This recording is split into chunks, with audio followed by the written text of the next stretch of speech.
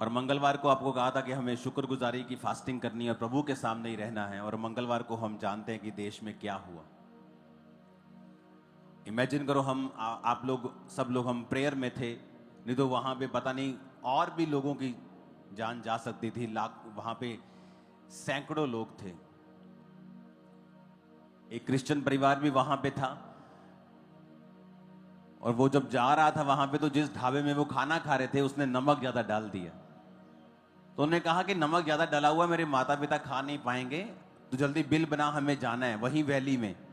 उन्होंने कहा नहीं मैं तो जाने नहीं दूंगा तुझे, तो हम पूरा खाना खिला के दोबारा खाना बनाया और उसमें वो लेट हो गए और 15 मिनट लेट पहुंचे वहां पे। और जब वो पहुंचे ही थे तो लोगों ने कहा यहाँ लोग मारे जा रहे, भाग जाओ। तो वो भागे वहां से। तो इस तरह की कितनी घटनाएं आपको मिलती हैं और आपको ये चीजें इनकरेज करती हैं कि प्रार्थना करते रहिए, ताकि जो शैतान करना चाहता है वो ना हो या कम से कम हो। कितने मेरी बात को समझ रहे हैं? एक चीज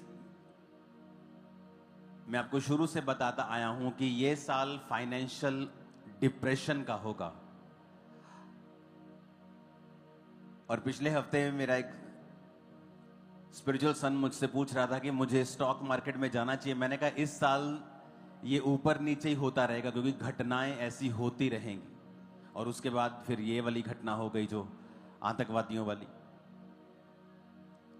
जब परमेश्वर ने हमें पहले से बता दिया पिछले साल ही कि फाइनेंशियल चीजें खराब होंगी, और आप प्रार्थना में हो, मैं प्रार्थना में हूं, जो कुछ भी खराब हो रहा है उसके लिए हमें प्रार्थना करनी है, क्योंकि और कोई इसका हल नहीं है। शारीरिक हल बहुत से होंगे, लेकिन अगर आत्मा में हमें देखना है और चीज को स्टॉप करना है, आपको और मुझे प्रार्थना करनी होगी।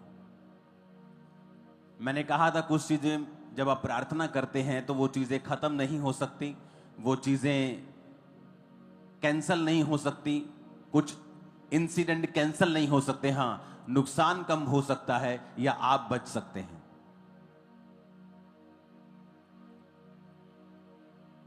हालेलुया, एक हालेलुया। आपको प्रार्थना करनी होगी मीडिया के लिए कि प्रभु उन्हें बुद्धि दे और समझ दे। प्रार्थना करनी होगी देशों के लिए, प्रार्थना करनी होगी सरकारों के लिए, प्रार्थना करनी होगी फौजियों के लिए, क्योंकि वचन ये कहता है कि आप लोग जो क्रिश्चियन हैं वो मध्यस्थता में हैं, कि आप लोगों को मध्यस्थता करनी है, आपको लोगों को समस्याएं देखनी है और उसके अनुसार आपको प्रार्थनाएं करनी है परमेश्वर के सामने। क्योंकि जब आप प्रेयर करेंगे परमेश्वर बदलेगा माहौल को। मैं आपको बता रहा हूं, वो अपने मन को चेंज करेगा, माहौल को बदलेगा।